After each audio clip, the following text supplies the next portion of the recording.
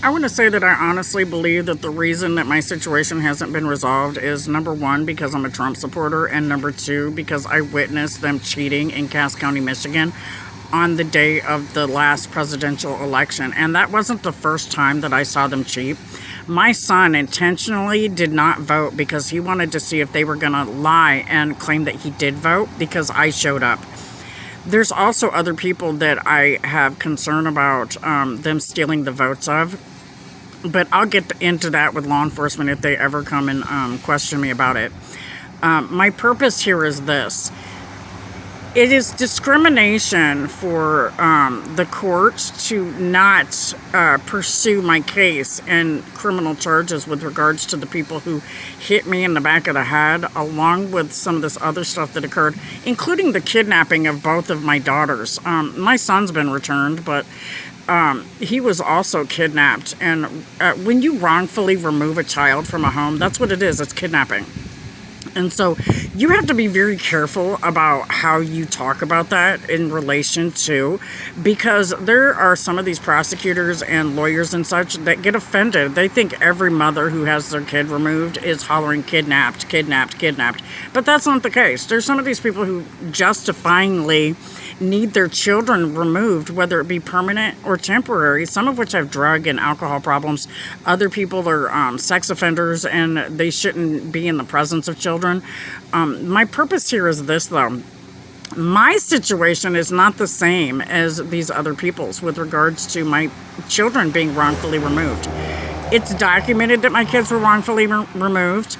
Cass County, Michigan, and the state of Michigan don't deny what happened. They just refuse to give me my kids back to be nasty. And that's the only reason I can think of, is because they're mad because I witnessed these things and I don't have a problem testifying to it.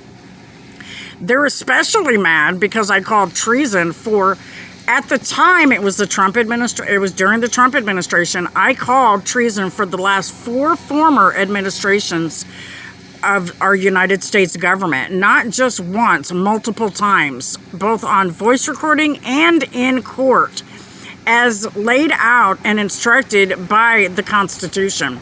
So I'm sitting here going, because Biden is one of those people that would have been charged for treason because he was a part of the Obama administration, who actually sent caseworkers to my home in order to investigate me and the people that lived in my home while I had children there. And they left the kids because they come to realize that I was telling the truth. And they didn't deny it then either. They just didn't know how to fix it from the attitude that I got from the caseworker. She wasn't mean or nasty to me. She actually valued what I had to say. And so I'm sitting here going, especially when Taylor's dad told me he agrees with me in the aspect of his daughter being a victim, which I completely agree with. I think they were trying to use Native Americans to attack Native Americans, thinking it was funny when it's really not. Which I have issues with this with regards to Department of Interior with Tina Sweeney's mom, who I met in Washington State. This was around the time of the marches that they had. They were protesting and trying to fight for the rights to hunt whales, when the Potawatomi aren't even, that's not even their thing. So I don't even understand why they're up here trying to defend something, knowing that the Wannapegs, the tribe of Gayhead, and the Mashpee, the people of the First Light, are the original Native Americans and indigenous to this part of the world. So we've got some real issues here with regards to some things that need to be addressed.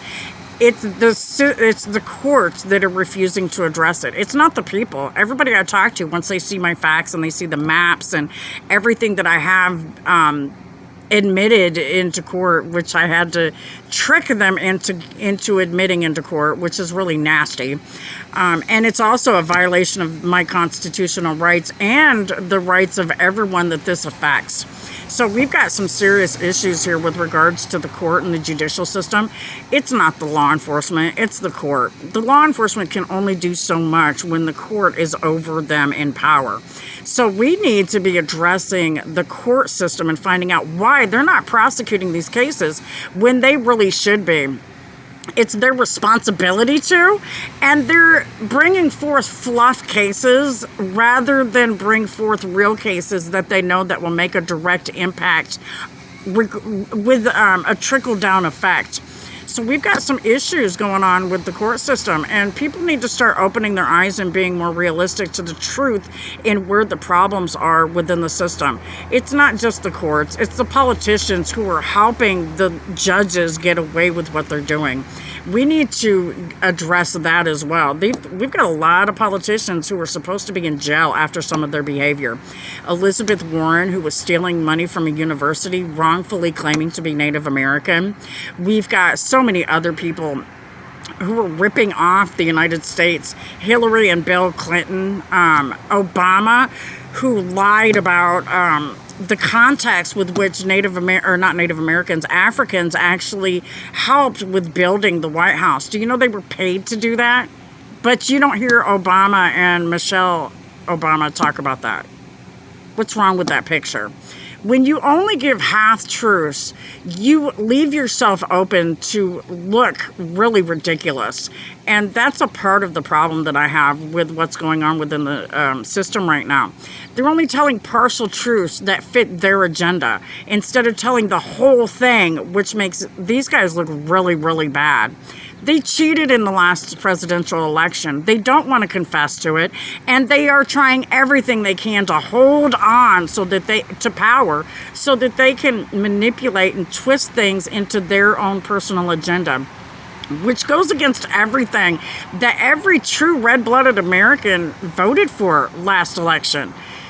We need to address this, and we need to deal with it now, because if we don't, it's only going to get worse from here. With God's love, God bless America. Have a blessed day. And back the badge.